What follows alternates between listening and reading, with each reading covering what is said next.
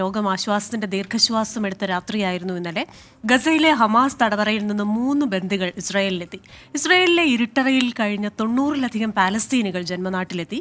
ഗസയിൽ സമാധാനത്തിന്റെ ദിനങ്ങൾ പുലരുന്നതിന്റെ ആദ്യ സൂചനകളായി ഈ ദൃശ്യങ്ങൾ.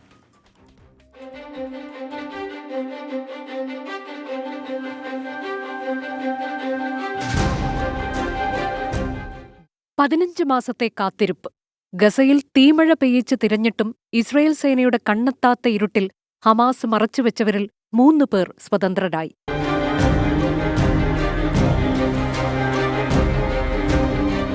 ഇന്ത്യൻ സമയം രാത്രി 7:30-യോടെയായിരുന്നു ബന്ദി കൈമാറ്റത്തിന്റെ തുടക്കം.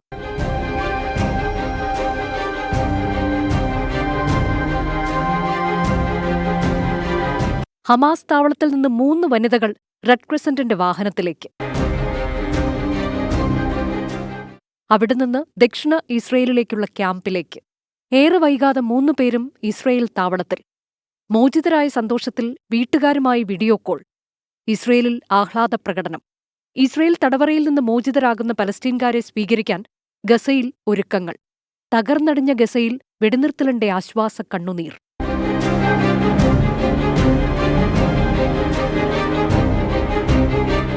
ഇസ്രയേൽ ജയിലറയിൽ കഴിഞ്ഞ സ്ത്രീകളും കുട്ടികളും അടങ്ങിയ 90 പേർ പലസ്തീനിലെത്തി.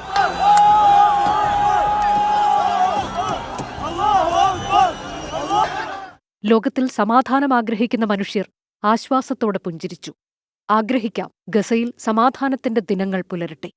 ബന്ധനത്തിന്റെ ഇരുട്ടറയിൽ പെട്ടുപോയ ഇസ്രയേലുകാർ നാട് കാണട്ടെ. Research desk 24.